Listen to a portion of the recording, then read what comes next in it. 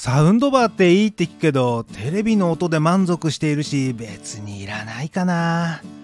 こう思われてる方多くいらっしゃるかと思います。初めに言っておくと、それはだいぶもったいないです。もしもまだサウンドバーの音を聞いたことがないよって方は、ほんと騙されたと思って一度聞いてみてください。コンテンツって映像美も大事なんですけど、サウンドもいいと没入感がだいぶ変わってくると感じるはずです。今回は大手5社のサウンドバーの最新情報やメーカーのこだわり、いまいちな点まで触れていきますので、ぜひ参考にしてみてください。それではやっていきましょう。はじめにサウンドバーの選び方の基本について。サウンドバーは各メーカーたくさん出していますが、グレードで言うと大きく分けて3つに分類できます。まずは下位モデル。チャンネル数は2チャンネルのいわゆるステレオタイプのものが多いです。チャンネル数とは異なる音を出せるスピーカーの数のことで、例えばモノラルであれば1チャンネル、ステレオであれば左右で違う2つの音で2チャンネル。本格的なホームシアターシステムでは自分を取り囲むようにスピーカーを配置し、7チャンネルのシステムなんかもあります。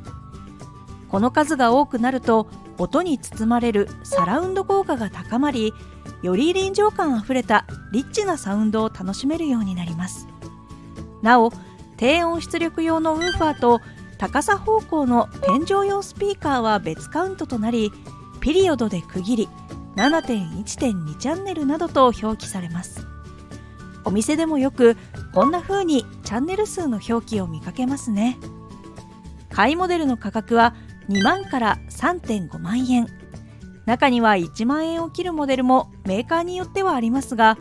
このグレードのものはテレビのサウンドよりも劣っているケースもあり、感動も少ないです。違いを感じるためにも、このあたりの価格からの導入をおすすめしたいかなと思います。続いてミドルクラス。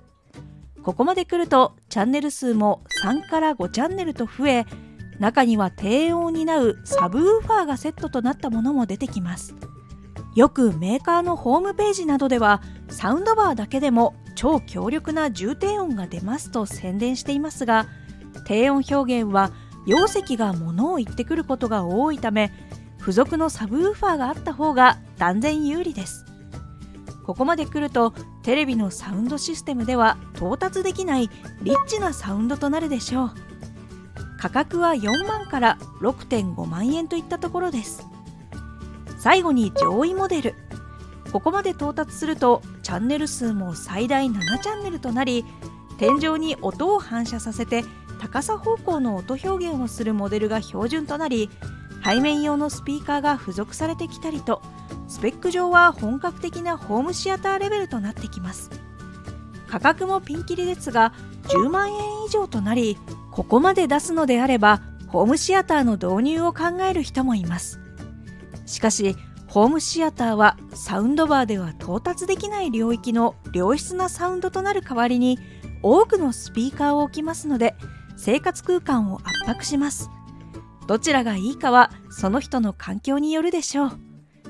もしより詳細な情報や接続方法が知りたいという方は、こちらの動画でおそらくどこよりも詳しく解説していますので、ぜひ概要欄から参考にしてみてください。それでは早速大手5社、ソニー、ヤマハ、デノン、ボーズ、JBL の比較をしていきましょう。なお、事前に次買い替えるとしたらどのメーカーにしますかという題材でアンケートを取ったところ、結果はこのようになり、前回集計した結果から順位変動はなく、ソニーは少し下がったものの相変わらず圧倒的な人気を誇りトップ。次いでヤマハ、ボーズでした。ソニーの音響機器には定評があり、人気の高さがうかがえます。900近い回答をいただきまして、皆さんいつも貴重なご意見ありがとうございます。なお、今回挙げたメーカー以外ではソノスの名前がよく挙がっていました。アメリカのオーディオメーカーでサウンドバーは海外で高い評価を得ています。今回取り上げるか最後まで迷ったメーカーでした。さて話を戻して、上位モデルを基準にいつものように優秀な点を青字、劣っている点を赤字で比較していきます。まずはチャンネル数。ホームページ上で確認できた各社のラインナップを紹介していきます。ソニーのラインナップは6つあり、7.0.2 チャンネルから 2.1 チャンネルと幅広く、今回ご紹介するメーカーの中では最も豊富なラインナップ。最上位モデルの 7.0.1 チャンネルは7種類の異なる音を出せるスピーカーに加え、上方向に向いたスピーカーが2つあるという意味で、上方向からの音にも期待できるモデルです。低音のチャンネルは0となっていますが、別売りのサブウーファーをつなげることで補強できます。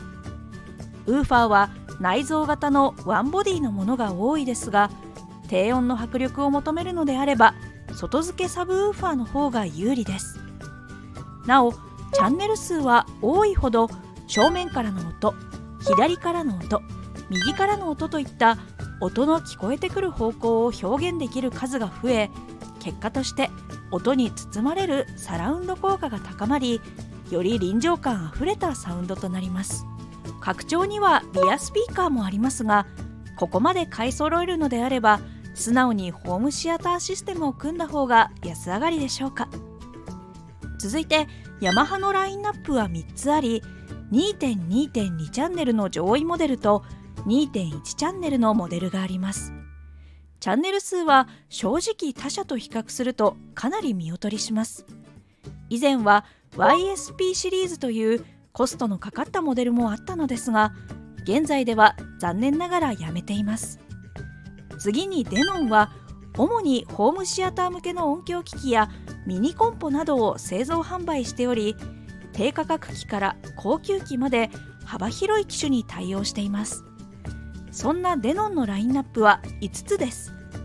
最上位モデルは背面に置くリアスピーカーがセットとなり、サブウーファーはオプションで拡張可能。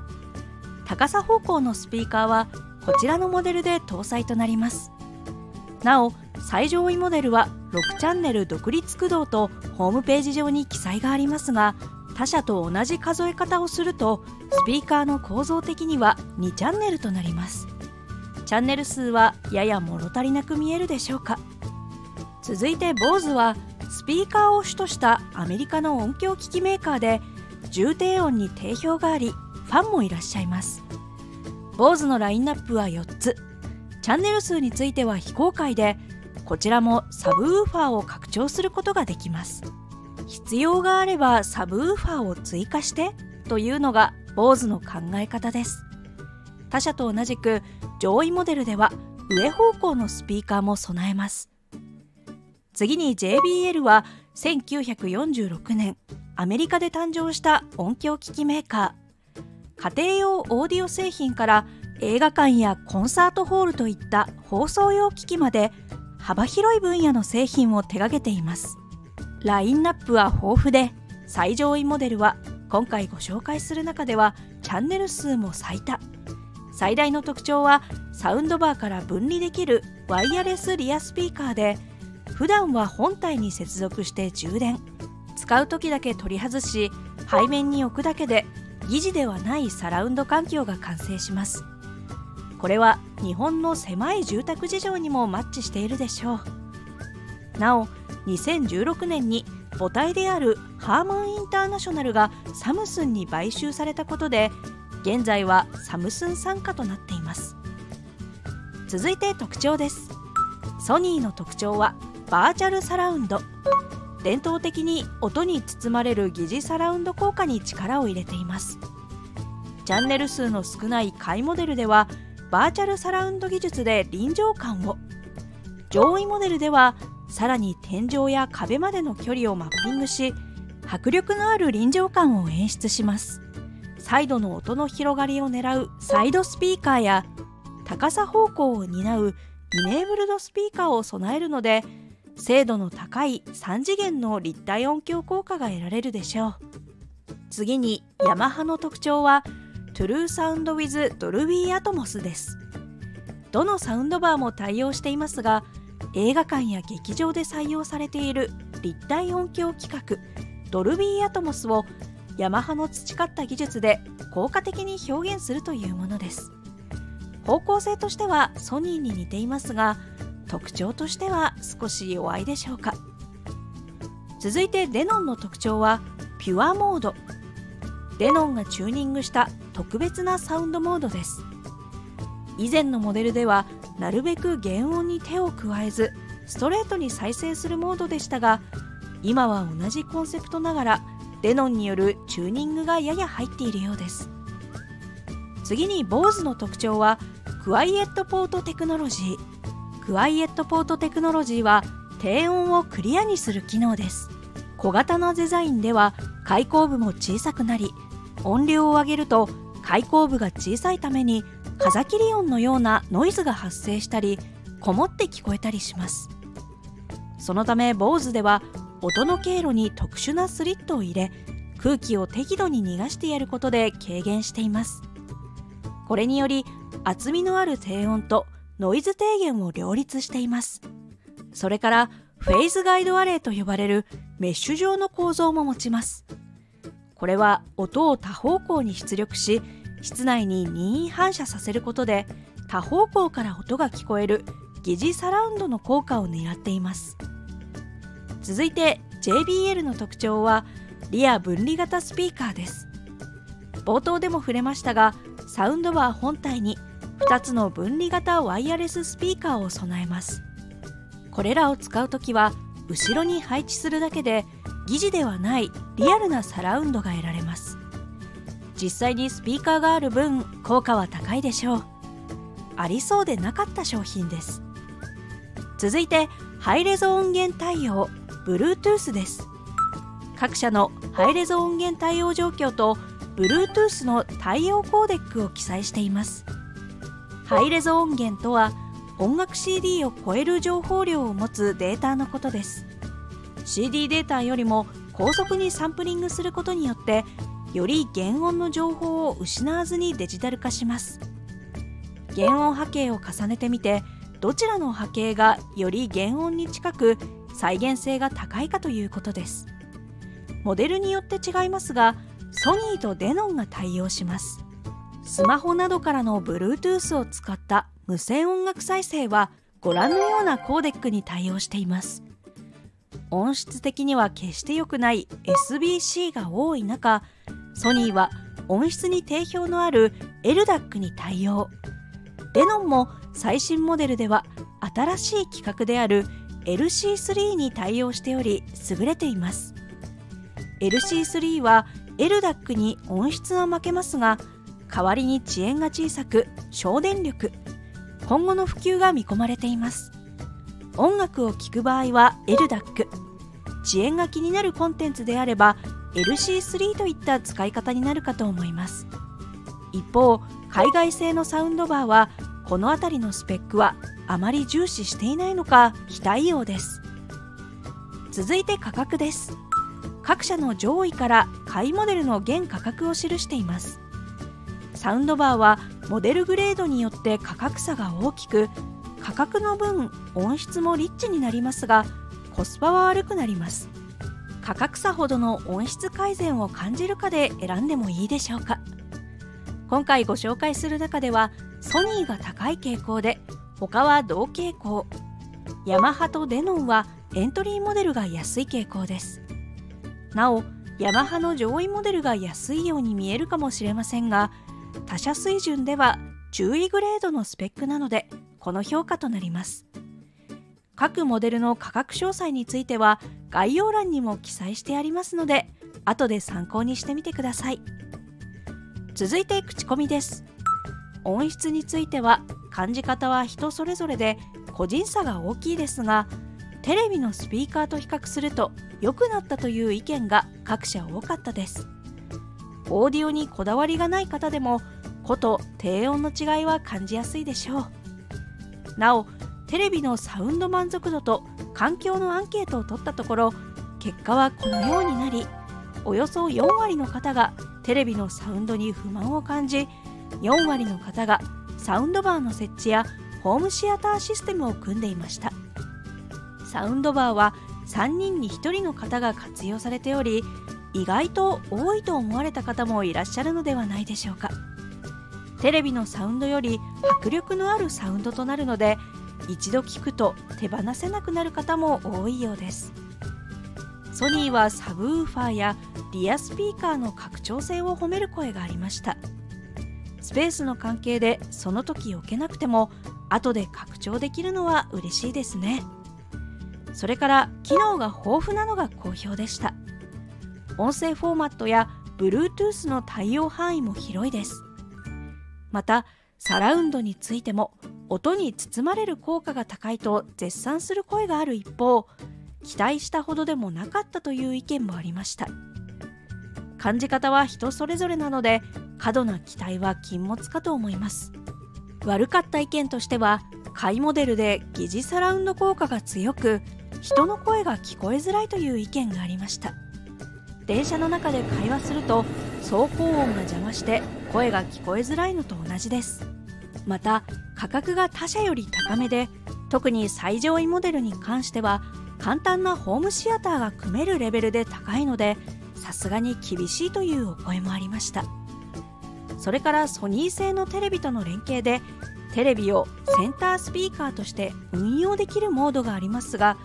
音質的に受け入れられないという意見がありました。続いてヤマハです。コスパが好評でした。ヤマハはどちらかというと価格重視のラインナップとなっているように見えます。また聞き疲れがしづらいという声がありました。サウンドバーはソニーや JBL など低音重視のテイストが多いです。ヤマハはガンガン低音というよりはフラットな特性の印象です。悪かった意見としては、下位モデルでそれまであったパススルー機能がなくなったこと、チャンネル数が他社と比較して少ないこと、サラウンド効果も少し物足りないという意見がありました。ここらは低価格実現のためにコストカットされた部分もあるかと思います。また覆っているファブリック材にホコリがたまるという声もありました。次にデノンです。ヤマハに次いでコスパが好評でした。拡張性もあり、機能もイネーブルドスピーカーなど最近のトレンドを抑えており、バランスがいいと全体的に好意的な意見が多かったように感じました。悪かった意見としては、万能ゆえに他社と比べてこれだという特徴が弱い、一部のモデルでドルビーアトモスのライバルである DTS 系の音声フォーマットに非対応で残念という声がありました。映画館をはじめとして配信系の3次元立体音響はドルビーアトモスを採用しており一番優勢ですが、 DTSX の音声の方が好みという方もいらっしゃるので、 DTSX 対応のブルーレイディスクをよくご覧になられる方は注意してみてください。続いて BOSE です。最大の特徴である低音が好評でした。 BOSE の低音の味付けは人を選ぶかもしれませんが、好きな人にはたまらないようです。また